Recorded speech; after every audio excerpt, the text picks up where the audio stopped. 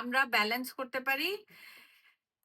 এটা আমার skin tone, ধরো ওই স্কিন টোনের কাছাকাছি টোন আমরা একটা আগে উপরে অ্যাপ্লাই করলাম। তো লাইটার টোনের কি আছে, আমরা এইটা একটু নিতে পারি। হলো লাইট, হালকা লাইট হলো কিন্তু, হ্যাঁ। তারপরে আমরা এর চেয়ে আরেকটু লাইটার টোন এবার অ্যাপ্লাই করব।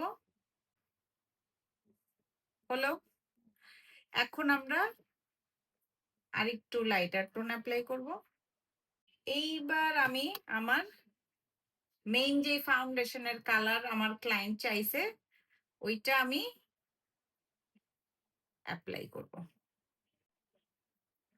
তো এটা কি হচ্ছে, গ্রেইশ, আর এটা একটা সুন্দর ট্রানজিশনের মাধ্যমে কালারটা ব্রাইট হয়েছে।